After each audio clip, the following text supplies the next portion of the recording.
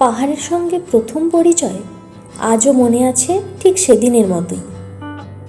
আজ থেকে ঠিক বছর 2 আগে প্রথমবারের মতন পাহাড় দেখেছিলাম। গন্তব্য ছিল ওয়েস্ট সিকিম।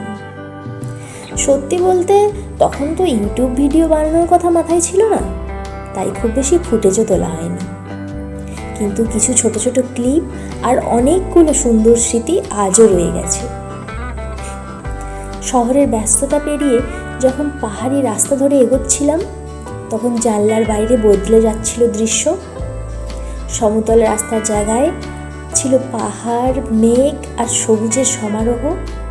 প্রথমবার এত কাছ থেকে পাহাড় দেখার অনুভূতিটা ভাষায় বোঝানো বড়ই কঠিন। মনে হচ্ছিল ছবিতে দেখার দৃশ্যগুলো হঠাৎ করেই যেন বাস্তবে সামনে এসে দাঁড়িয়েছে।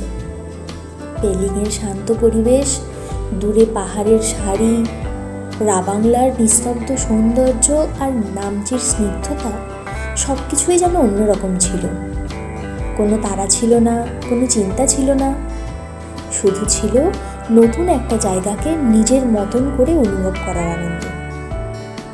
আর যখন সেই পুরনো ভিডিওগুলো দেখি, তখন মনে হয় হয়তো ক্যামেরায় খুব বেশি কিছু ধরা পড়েনি, কিন্তু মন ভরে গেছিল অসংখ্য মুহূর্তে। ভ্রমণের আসল সৌন্দর্য হয়তো এখানেই। সব কিছু রেকর্ড করা যায় না, কিন্তু অনুভূতিগুলো থেকে যায় অনেক দিন।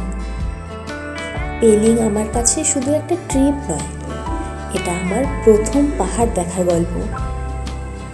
একটা গল্প যা আজও মনে পড়লে মুখে হাসি এনে দেয়।